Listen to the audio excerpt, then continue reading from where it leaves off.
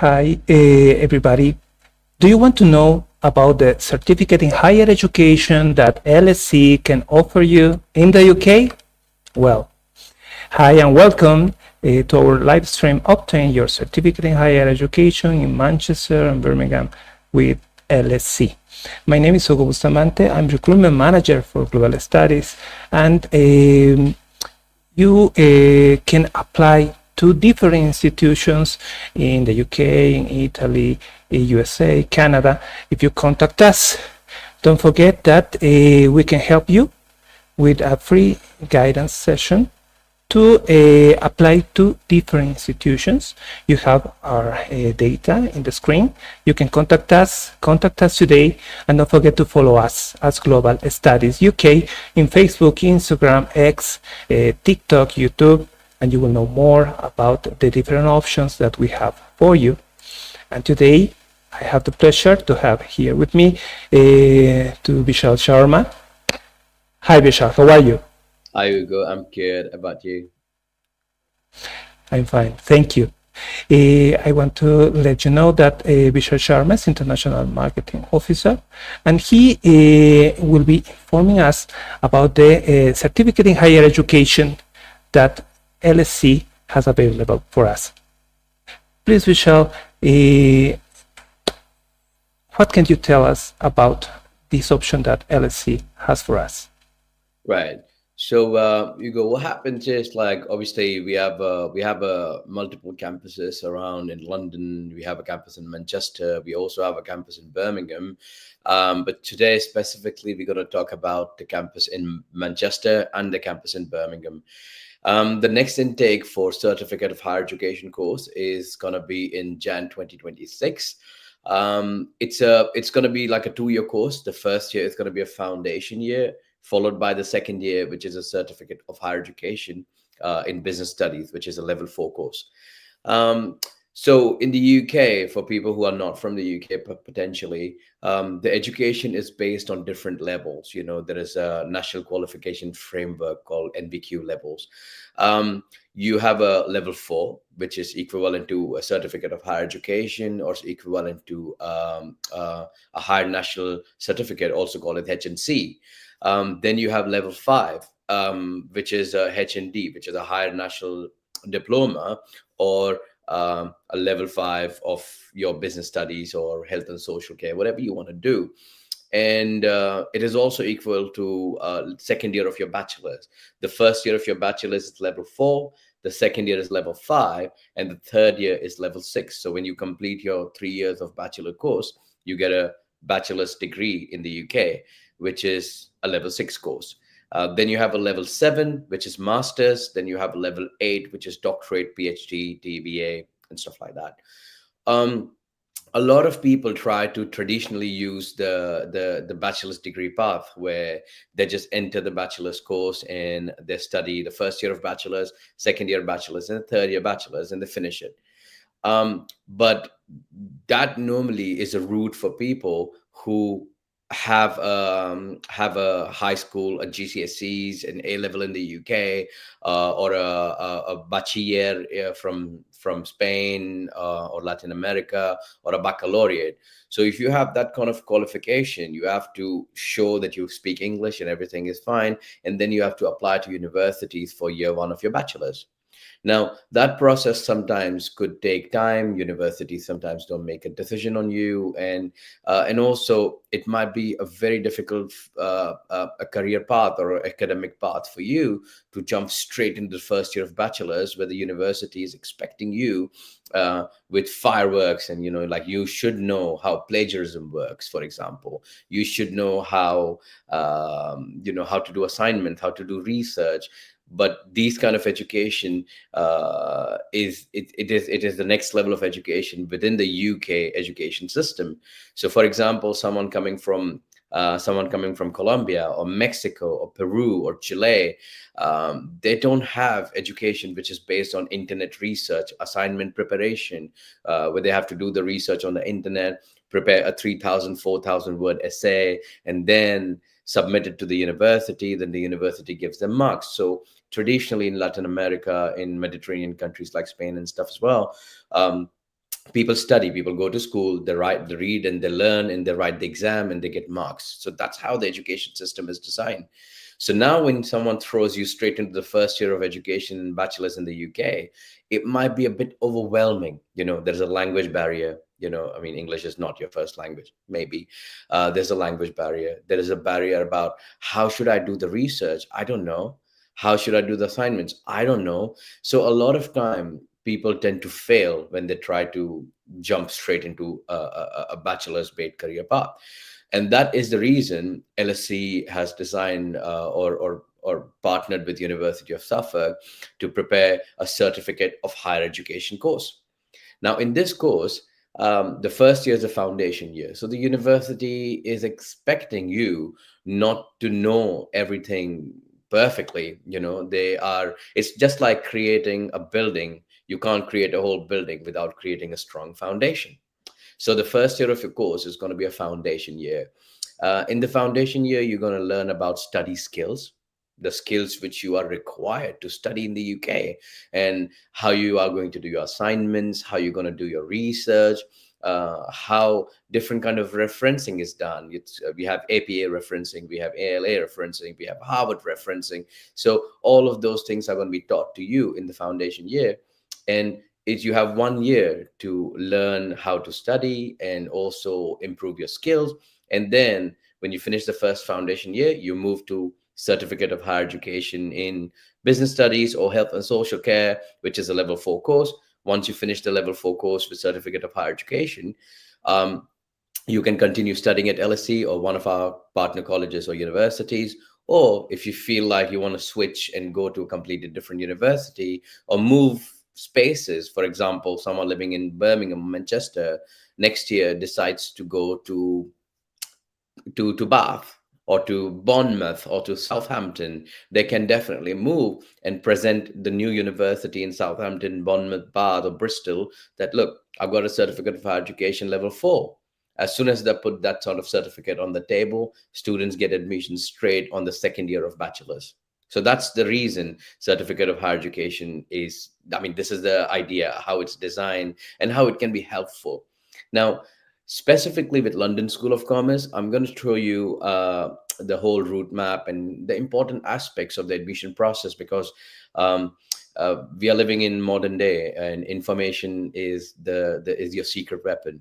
Unless and until you don't have good information about things, you can keep driving yourself to the wall, and there is no output. So I'm going to try to share as much as information from my end. And at the end of presentation, if anybody has any questions, I'm open to take the questions, and I'll try to clarify your doubts. And even in the future, after the presentation, if you have any questions, if you can obviously reach out to Ugo or Global Studies, and they would try to, cater all your questions and queries. Okay. So with regards to, I'm just starting the presentation now. So this is the admission guide for specifically for Jan 2025 intake in Manchester and Birmingham campus. Now, to begin with, why you should choose London School of Commerce specifically. We have great locations for everybody. Like, you might have a car, you might not have a car, you might be using a public transport. So it is very important for everybody to have campuses which are not too far from the local public transport hubs, and the connectivity should be easier. So we have campuses which are very, very close to the train station in Manchester and Birmingham. So connectivity is never going to be an issue. We have a very flexible timetable. Now, at this point of time, I believe if you, as a candidate, you have your commitments in life, you might be married, you might be single, you might have children, you might not have children, you might be working, but you have some sort of commitment in life. So it's very difficult for you if I tell you that from next week onwards, 24 hours in a week you have to spend for lectures, 6 hours a day, 4 days a week. You have to go and attend classes, and you're going to be like, when am I going to do that? Because I have my job in the morning, or I work in hospitality in restaurants and pubs, and I have my job in the evening. So when can I study? 6 hours is a bit too much. So good news for candidates like that The lectures are just 2 hours a day and 2 days a week. That's it. So you can have the flexibility of taking out time and attending classes and lectures and stuff. And slowly and steadily, you can try to make a transition from your current lifestyle to try to pursue a path of an academic career. We also have an excellent support staff. For instance, if you become a student at London School of Commerce, and at any point of time, if the teachers that are teaching in the classroom, you cannot understand them, it could be because the teachers are talking too fast. It could be the teachers are not very nice to you when you ask silly question, and they feel it's silly, but no question is ever silly, you know. So if you try to ask a question and so it could be anything. I'm not saying that the teachers are bad, but it could be a communication, or you feel differently. So if that is the case, we have something called as teaching assistant service. So after your lectures are over, you can get in touch with me or with Hugo and let me know that you need a special teaching assistance. And we're not going to charge you anything extra. The university doesn't charge you anything extra, and we can organize extra classes for free for you, one to one. You can sit down with the teaching assistant and discuss that this is the assignment which we got. I don't know how to do it. This is the research I'm supposed to do, but I don't know how to do it.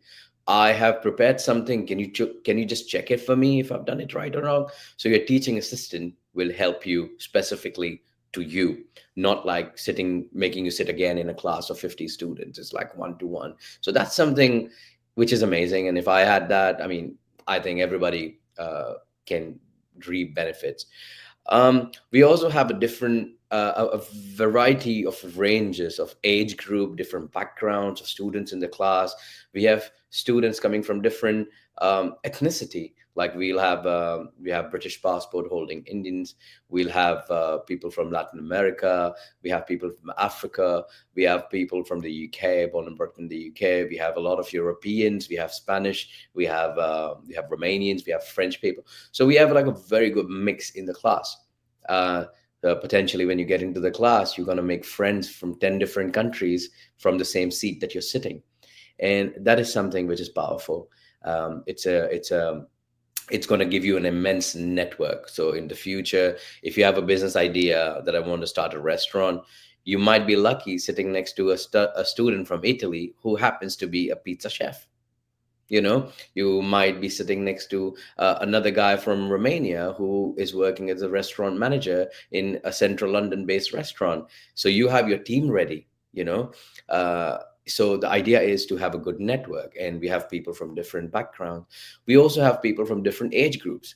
We might have 21-year-old sitting in the class. We might have a 54-year-old sitting in the class. So you can learn the wisdom from the elderly person, and you can get the confidence of the young person and start your own entrepreneurship if you wish to. So all sort of resources are they at you, towards you, at your expense. You can pick and choose and design your career from there on. We also have a dedicated library where you could go and you could just sit down, because if you're living in a shared house, like in London and Manchester or in Birmingham, not everybody has the vanity of having their own one-bedroom flat or a studio apartment. People share houses, right? Sometimes it might be a bit difficult for you because maybe the next door neighbor is playing music at a very loud volume, and you might be stressed out and stuff. So we have a library. You can sit down in the library and you can study. We also have access to about 70,000 different study materials. So when you become student, you will have access to Mandalay or different sort of online web portals where the journals are going to be available to you for free, which normally you have to pay for, where the ebooks are available to you for free, where you have to pay to download an ebook and read an ebook, even from Google Scholars. So you will have all sort of resources available to you. And this is the USP, that unanimously, if you think of it, the environment favors and supports the student to help them grow in every aspect of life. Now, specifically for people who are living in Manchester and Birmingham, if you are aware of it or not, I'm not 100% certain, but these are the addresses of both the campuses. The Birmingham campus is based in McLaren Building, which is around Queensway in Birmingham, and it is approximately, I would say, about 8-9 minute walk from the main street called Birmingham New Street. We also have a Birmingham Snow Hill station. So from both the stations, no matter where you live in Birmingham, from both this or Coventry or Aston or Warwick, you can always come to these stations, which is going to be a short commute for you. And then you could just walk from there about 7 to 8 minutes, 9 minutes, 10 minutes, depending on how fast you walk. Like I walk faster. So I take way less than 10 minutes. I possibly take about 6 minutes odd, but yeah, but 10 minutes is an average time as for Google. So that's where you go. With regards to Manchester campus, that's even closer. If you've heard of it, like the biggest train station in Manchester is Manchester Piccadilly Station, and the campus is barely 3 minute walk from there. So by the time you just come out of the train station, it's even before you realize you're there at the campus. So the connectivity is very good. And for those of you who drive, we have the postcodes written in front of us, so you could map your journey and you could try to figure out. But the commitment, as I said, is only 2 hours a day, so it's not too much of a commitment. That's about the campuses.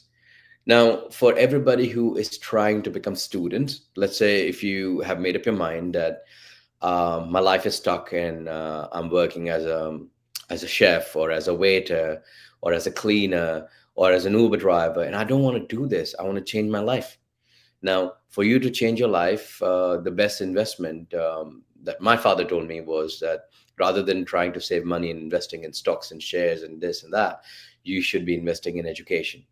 Because if you have a good degree, then rather than earning 10 or 15,000 pound a year, just with the bachelor's, you can earn up to 40 to 50,000 pounds. So that no investment is going to give you profit like that. Not even your Bitcoin, So education is very important.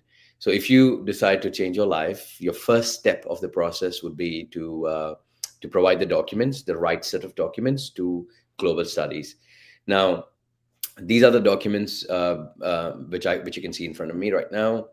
You need to provide a copy of your passport. Just make sure all the four corners of the passport data page are visible, because at the bottom of the passport, you have a machine readable data. At the top of the passport, you've got passport number. So if you have your finger or something, then the information is getting blocked. So that is the reason, the university might go back and forth with you. The documents are not fine. The documents are not proper. So passport with all the four corners visible, just the data page. For students who do not have a British passport and you are a European national, the Spanish or our Swedish, Norwegians, and Swiss passport holders, and French, Romanians, we require your EU share code. Now, when you're trying to generate your EU share code, you have to make sure that the share code is getting generated not for work, but for something else. So there would be an option to generate a share code. Option 1 is for work. Option 2 is for renting the properties or whatever. You want to give it to your renter. And option 3 would be for other purposes. So select the other purposes, generate the share code, and take a screenshot. Send that the screenshot of that share code to Global Studies. That's the second document. Your document number 3 is your latest proof of address. The acceptable or the admissible proof of addresses are your bank statement. Now, the university doesn't really care about the bank balance you have. You might have an overdrafted account, minus five quid. Doesn't matter, or doesn't make a difference. What the university is trying to figure out is that you live on a particular address, which is about 1 to 1 hour, 15 minutes away from the campus. The reason being, a lot of times, people live in Scotland, people live in Edinburgh, people live in Glasgow, Inverness, and they potentially don't have schools and colleges around them. I mean, they have it, but they just couldn't research it, or they couldn't Google, they couldn't find them. And they tend to come to a campus in Manchester. Now, the desire is right. They want to study. Desire is perfectly right. But then they realize later on that it is financially not feasible for them.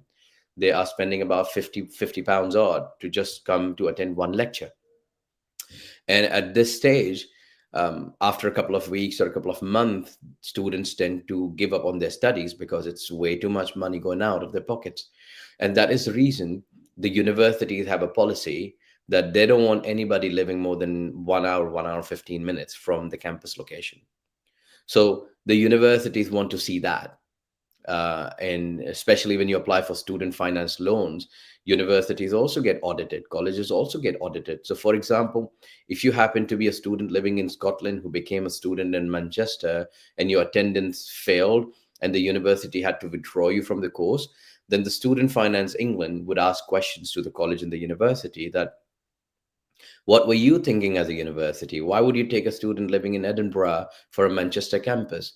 So a lot of trial and error and the auditing and everything and the policy guidelines have come from Student Finance England. And that is why proof of address is very important. You could provide a copy of your latest utility bill, like electricity bill. You could provide a copy of your a water bill. You could a utility bill, or a bank statement. Another proof of address which is admissible is your driver's license, the front and back of your DVLA. So you could provide that as well. It is acceptable. Now, other than this, the document number 4 is a personal statement for the course. Now, when you're writing a personal statement, it's like writing a letter to the university to tell them, why have you chosen certificate of higher education, especially in business or health and social care? What is your idea? What is your dream in life? The university wants to see the name of the course. They want to see the name of the university. They want to hear a little bit about your background, like how did you come up with this idea to study business or health and social care? And everything has to make sense. For example, you cannot apply to study a business course and say that you want to start an automobile company or an airline manufacturing company. Of course, you could study that as well. I mean, it's not a, I mean, there's no problem for you to study business if you want to start an airline manufacturing business. But then the university would try to question you and interview you and look at your background. So if your background is something that you have aeronautical engineering and now you want to study MBA, makes sense because you know how to make planes, you know how to, you know, work with the engines and motors and what is required. You know the technical aspect of things, and now you're learning the business aspect of things, and that's why you want to start a business and approaching a business study. Admissible, fine, okay, no, not a problem. But if you don't have a background of ever working for a car repairing, or you don't know more than 3 buttons of a car, and then you say you want to start a car manufacturing business, question, how could you do that? So that's the reason your personal statement is a letter to the university, and you are trying to explain and express the rationality of why you have chosen this course and how this course is going to help you in the future. So everything should make sense. Along with it, you need to provide your latest CV, or your resume or biodata, whatever you call it. In your CV, you need to provide all sort of work that you've been doing. So a tentative example would be you provide your work, the job profile. You can say that I worked as a customer service executive. You have to write the name of the company. It could be Zara, and you can write the month and the year you started working and the month and the year you stopped working. So you're going to be like customer service executive, Zara, started from Feb 2021 and until March 2024, and write 2 or 3 bullet points. What did you do? I was in charge for asset management. I was in charge for managing a team in Zara. I was in charge in customer facing and arguments or any sort of questions the customers had for me to clear their doubts. So you can write a little bit about what you did. So you can write about the job role, the company, from and when did until when you work, a little bit about your job. So like this, you're providing your CV. Now, bear in mind, people who have education, like if you have a bachelor or baccalaureate or a GCSEs A level, if you have education and you're coming to certificate of higher education, it's not really a very big issue. But if you're trying to apply on the basis of your work experience and you don't have any education, then your CV becomes a very important document. So you have to demonstrate on the CV at least 5 to 6 years work experience without a lot of gaps in the CV, you know, and things have to make sense. So the university can give you some credits for working for 5 years rather than having a baccalaureate. It's fine. You will get an opportunity to go and present an interview. You will get an opportunity to prove your case, and if your interviews go fine and you sound like a mature person who knows what they're talking about, have a very clear idea about the career, the future, of course you're going to pass the interview. So it is very important, the CV, and even the education. If you have the education, please provide it. We do not need the translations. So we do not need the translation of your baccalaureate or your bachelier. Just provide the original document. Um, the British universities have something called as a NARIC equivalence. That's what they check. And we know, as a part of the school, college, universities, we know that a bachelier from Ecuador would be equal to a GCSE in the UK or an A level in the UK, depending on the subjects you pass.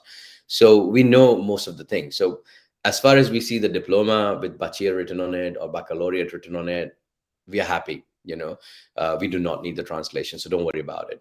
But provide education. If you have education, we need a picture of that.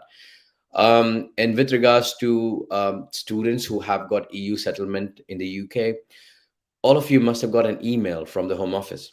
The day you got EU settled or EU pre-settled, you get an email from Home Office, and the email mentions that your status in the UK at the moment is pre-settled, which expires in the next 5 years, or your status is settled, which is an indefinite leave to remain. So we need a letter like that, just to make sure that immigration-wise there is absolutely no problem. Students who are on pre-settled, you need to provide a little bit more documents compared to everybody else, because your status in the UK is not completely settled as of now.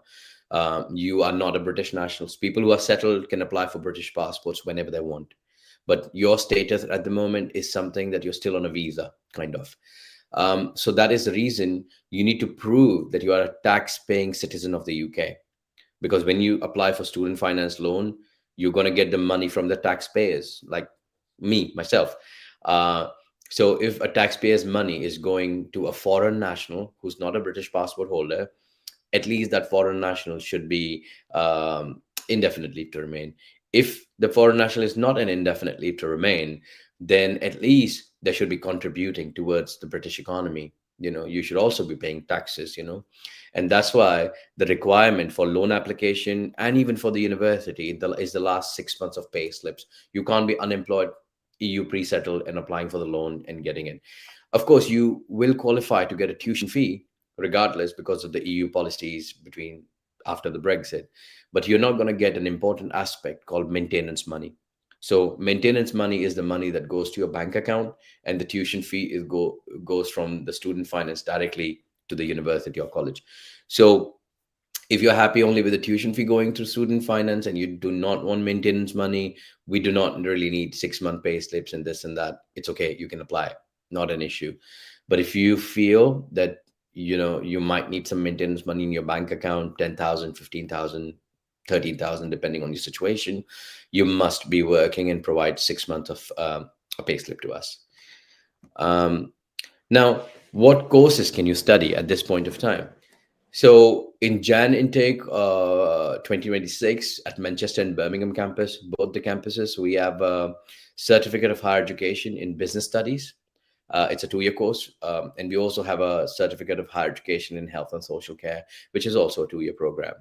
So you could study those two, and and after you finish them, you have a level 4, and you could progress to second year of bachelor's wherever you wish to. Now, this is a brief insight on the admission process. Now, the step 1 of the process is a verification process where when you provide all your documents to Global Studies, they're going to create your profile in LSC's internal CRM. Now, when they create your profile, you will have to provide your phone number and your email. When you provide your phone number and email, Global Studies will send you a verification link via LSC, of course. So you will get a link on your phone and you will get a link on your email. You have to click on that link on your phone, and you have to just click on that link on the email. Now, this is because a lot of times, you might have provided your documents to Global Studies. You might have provided your documents to a friend called Tommy. You could have provided your documents to another girl called Stephanie, and you don't know who provided the document to LSE first. And at the same time, you might not have given the consent to everybody. So this is the act of getting the consent from you, that you are verifying your phone and you're verifying your email, the links which are sent to you via Global Studies, that you want to become a student at LSE. You are also serious about studying, and nobody is just uploading 500 documents into the university portal. You are serious as well. So you have to click on both the links and verify yourself that I'm also serious about studying. With regards to documentation, I've already mentioned you need to provide all the documents. The better the documentation, the easier the admission process. Otherwise, what happens is the interviewers don't make a decision. Sometimes they hold the whole file. The CV information is incorrect. The CV mentions that you're working right now, but during the interview, you said you're unemployed. The interviewer will hold the whole application for you. you know the CV mentions that, or the personal statement mentions that you want to apply to study at University of Toronto in Canada, and you're not applying for that university. So the interviewer will just hold the whole application. And when the application gets held, normally uh, it takes about 4 or 5 days, working days, to get the application unfreeze that we have uploaded the documents. Now, in the start of an intake, those 4 or 5 days are not going to hurt you as much. But if your documentation is getting done last 1 week or last 2 weeks of the intake, like you have a missing document, or you did not upload a proper personal statement, and the deadline is on 15th of Jan, and your file of the interview and your file was uploaded on 12th of Jan, and there was a mistake in the documentation process, you might miss the intake, because the interview is not going to change things. And during the end, he's very paranoid, very busy working, right? So my advice is always, like, request a list of documents from Global Studies. They'll give you the list of documents required. Provide them with the perfect set of documentation, so it's not a ping pong thing that, oh, passport is missing, you give the passport, and your education is also missing, now you give education. Your CV is not accurate, you give CV as well. So try to make sure the documentation is perfect at the first point itself. um, we also have the interview process. Now, interview process is designed into three different stages. The first one is going to be a face-to-face interview. During this process, the interviewer will ask you questions like, which course are you applying to study? Which university are you applying to study? I have personally been an interviewer myself, and I have interviewed people who have no idea about the name of the course. They have no idea about the name of the university. Some students have told me that they want to start their own data processing center after they finish the bachelor's in business studies or certificate of higher education. So I tend to ask them, what do you mean by data processing center? Can you highlight a little bit about that? And they freaked out. They have no idea. Then I said, do you know what is a data processing center? And the student doesn't know. So despite the student's English being immaculate, the student's personality being very good, very humble, nice people, documentation were perfect, I still had to fail the candidate. you know so it is important what is written on your personal statement, because the interviewer is reading it before coming to interview you. The interviewer already knows your CV, your personal statement, and if you've written something on your personal statement and CV which you don't know about, or someone has helped you, you will fail. So all this documentation, verification, hard work, everything goes into vain. So please be careful about your documentation. Very, very important. Interview, you can take some sort of an advice from Global Studies. They'll try to give you some sort of a question, a tentative answer that you should be giving. Maybe you could practice a session with Global Studies. If you wish, you could practice a session with me too. And we could try to do some mock interview question and answers. However, this still doesn't guarantee that if I ask you question A, B, and C during the interview, you will be asked only A, B, and C. You might be asked D, E, F, and G. We never know.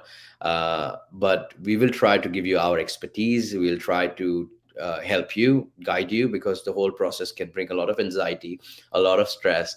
So it is understandable. Every student goes through that. Okay, so don't worry about it. We are there to help you. After the face-to-face interview, there is a process which is called as a English test. Now, the English test is done via Oxford Placement Test.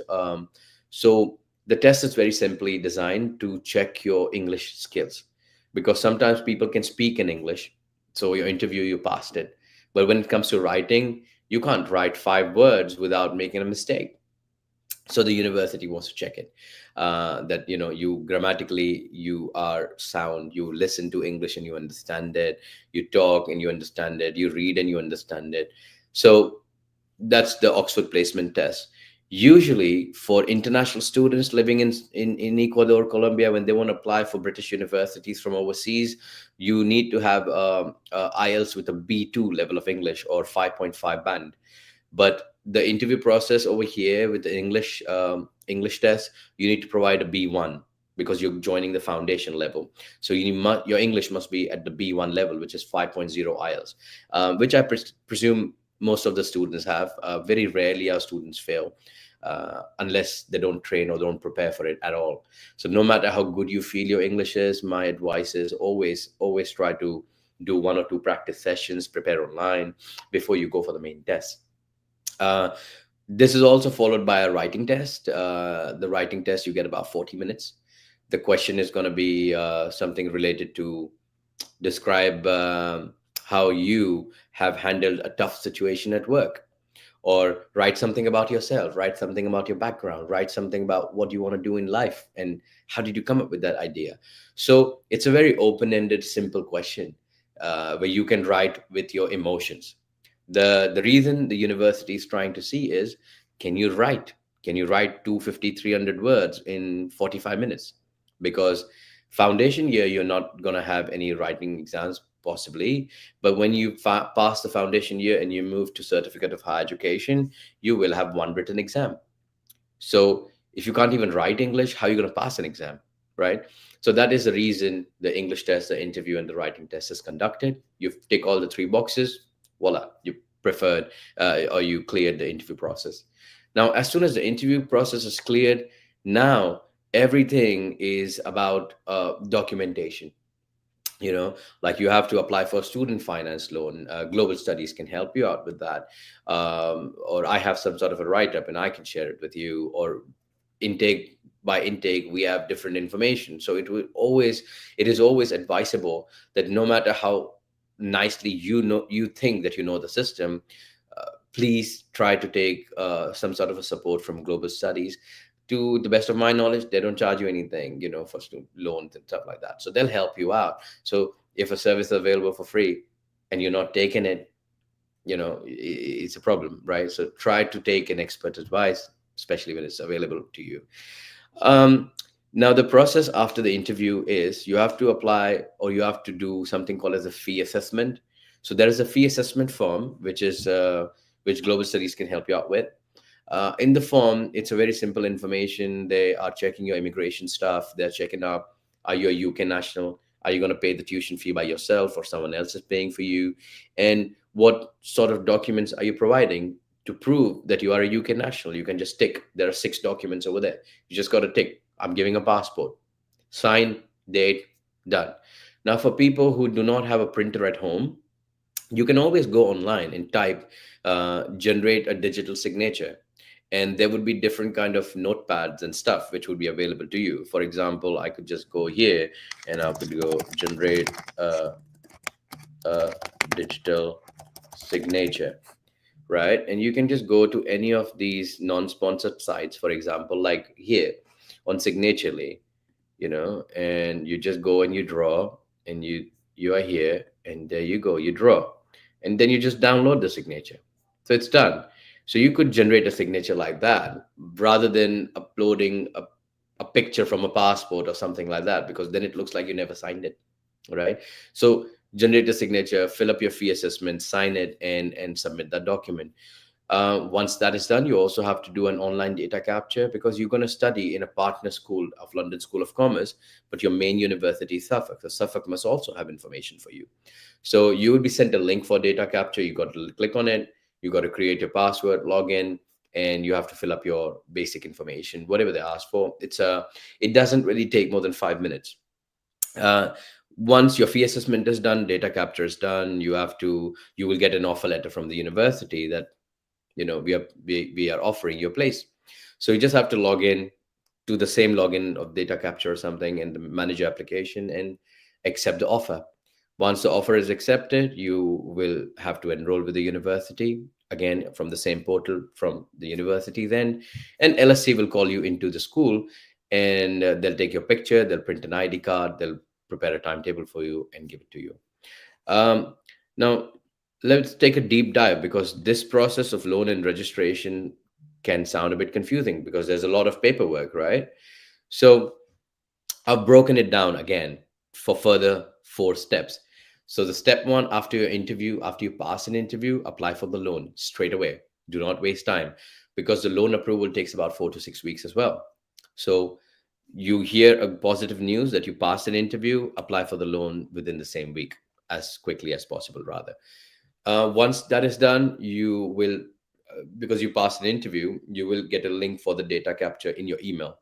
So uh, my advice would be that all sort of correspondence in the emails that you're getting throughout the process, keep emailing, keep forwarding everything to Global Studies. Like, hey, I've got an email from Suffolk today, forward to Global Studies, and they can try to be like, okay, over here you have to do the data capture. So yes, Esteban, you got to click on that link, use that by ID, use that password, log in, and just fill up your basic information. Job done. Once that is done, wait for 2 or 3 days, you can log in again and you will have an offer. You just have to click on I accept the offer. It's just a checkbox. Click on it and accept the offer. Job done. Once offer letter is accepted, the university will open an enrollment for you. So you have to again log into the same link that you use for data capture, for offer acceptance, the same link, and you go over there and it'll show you that complete your enrollment. Click on it, complete your enrollment. Uh, so the thing is that after you finish your interview, do the data capture, and every 3 days, 2 days, 3 days, keep checking, just like what's happening. It's like you're trying to see if an interviewer or an examiner, if they have made that decision. As soon as they make that decision, you will have an update on the system, and once you have an update on the system, you just accept it, or you just enroll, or you do the data capture.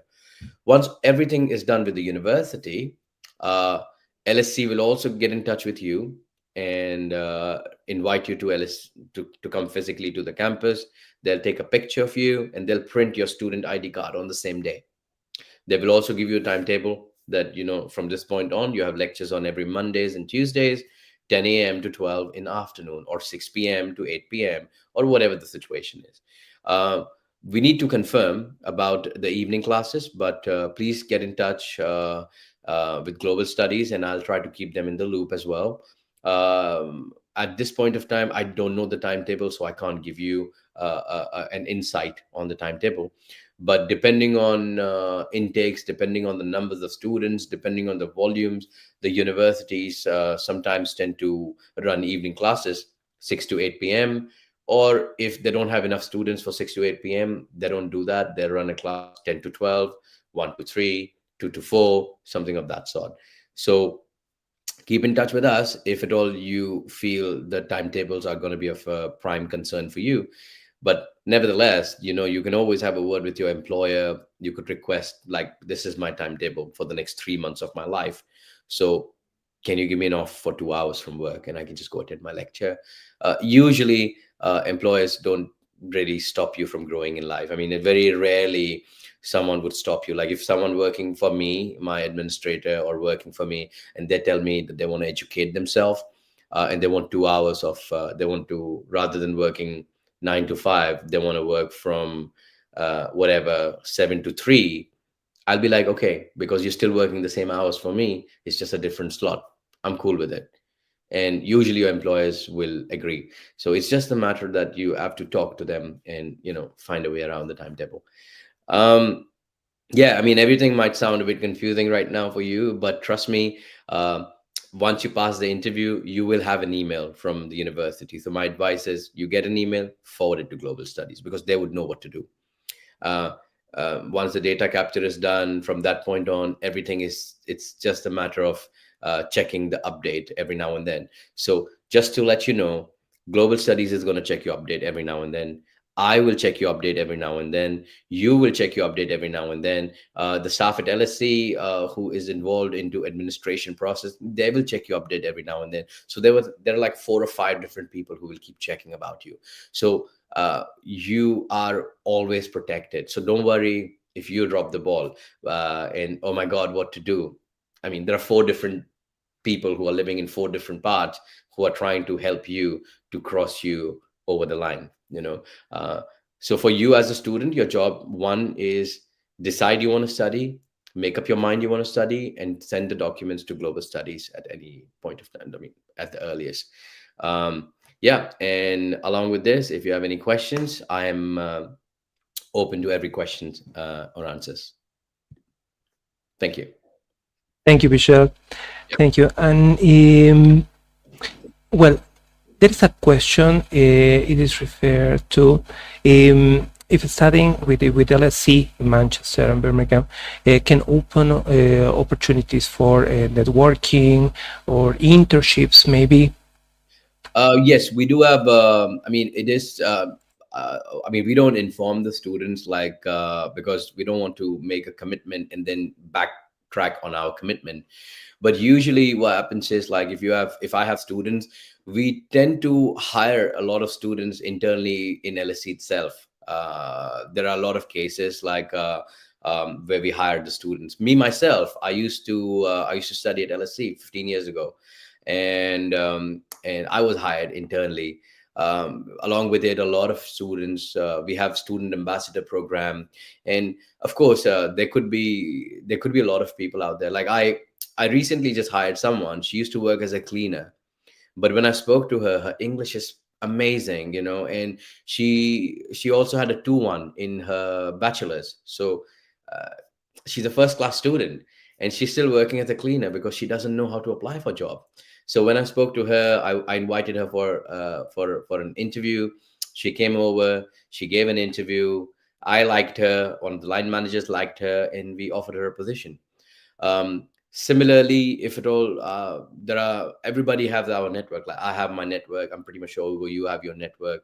And if we have a student who is good student, shows a good caliber, a good quality, and then they come and ask you like, Hugo, I'm looking for a job, I'm sure you will also try to help them, right? And so the same goes on for me. Like I have people who are working in IT, I have people in business, I have people in working for NHS. So if a third class student comes to me and asks me for a job, how do I help them? But if there is a student that got a distinction and 100% attendance, is very humble, very nicely talking, I will also try to help them. So we help in capacity of a single entity, and we also help the students to hire them within LSE group. I mean, funny enough, like we also have campuses. We have campus in Malta, we have a campus in Armenia, we have a campus in India, Bangladesh, Sri Lanka. So we have students, if at all, that they don't want to, they're fed up of the UK, they want to move to Europe again, Malta, whatever. We have literally hired people who are our students in London, and they got a job in the Malta campus because they were just tired of London. So things can happen internally quite a lot. And ideally, I mean, if these are our students, then I'm pretty much sure it's yours and Karen's baby. The student is my baby too, right? Because we are helping them. So if we find people with caliber, of course, we'll help them. Yeah, we will help. Thank you, Vishal. And as you said, all the previous experience, the work experience you have, is really important for LSC. So don't forget to mention all that in your CV, as Vishal mentioned, and open now opportunities for you. Contact Global Studies, and we are really happy to help you with all the application process. Vishal will be helping us to make this possible, that you can start studying in Manchester, in Birmingham, with LSE. Don't forget, contact us today and start your dream today with us. Vishal, thank you. Really, thank you for all this time that you gave us and all the explanation that you gave us about the process that students have to do. And don't forget, as Vishal told you, we are here as Global Studies to help you with all this process.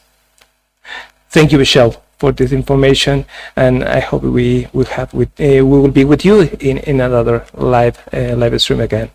Thank you for having me. And and guys, you guys, all the students, if you have any doubts, it is tough. It is tough to take the first step.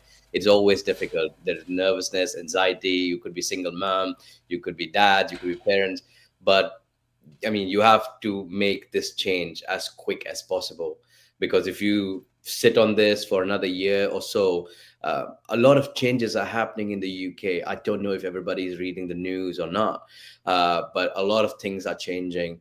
I mean, there is a political wave of Reform UK and a lot of debatable racism or nationalism. The lines are very thin these days, and it seems like a lot of you who are European nationals, you have an opportunity right now to study with the student finance, but you might not have the same opportunity 6 months down the line. So if you snooze and you sleep on this opportunity right now, 6 months from today, it is going to be so difficult for you to even dream about studying in the UK, because the education right now that you are going to apply, just to let you know, the tuition fee is about £9,500 a year. For you to complete a bachelor's, you must have a £38,000 kitty in your bank. So working as a cleaner, working as an Uber driver, working as a waiter, you will not have this opportunity again if you miss this bus right now.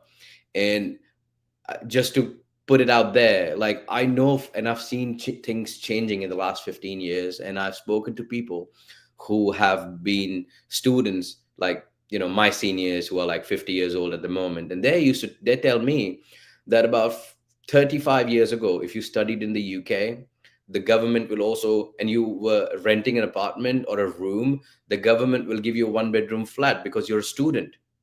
If you have a child, the government will give you a 2-bedroom flat, one for you and your missus and one for your child, because the government wants you to study. They want you to educate yourself. And I'm just talking 30 years ago. Even 5 years ago, the repayment of the loans were like 27,500. Not even 5, I would say like 4 years ago. Now they brought the repayment down, and people used to get like 18,000, 20,000. I've seen someone getting 35,000 because she was a single mother of a Somali lady, like single mother of 6 children or something, and she got 35K. And now I see that everybody, no matter how strong people have the caliber, they are struggling to get their loans approved as well. I mean, I have pre-settled students who are under the age of 25, and the student finance is asking them a proof how their parents are not sponsoring them, because they're under 25. How can you not have money? Prove us that you don't have money. A 25-year-old, a waiter, of course he doesn't have 9,500, but the government wants a proof. So things are getting difficult and tighter and tighter. This is a wonderful opportunity. Trust me, if you miss this bus, you might end up being a cleaner for the next 10 years of your life, and your children are seeing you. What example are you setting in front of them? You need to prove that, your children have to take pride. My dad, my mom they have business degree, they're master's degree holders, they're bachelor's degree holders, they work as a data scientist, they work as a business developer for Microsoft.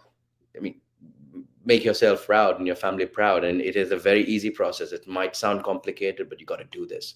You got to do this for your family, for your children. You have this. I mean, yeah. Thank you for taking your time and listening to me and Hugo. Thank you. No, thank you, Vishal, and that is true. This is a good moment to start your studies. Do it now. Don't wait for changes in the politics. So this is the right moment. Contact us, contact Global Studies, and we will help you with this process. Thank you, Vishal, again. Thank you, everybody who was with us today, and we will be again soon. Bye-bye. Bye-bye.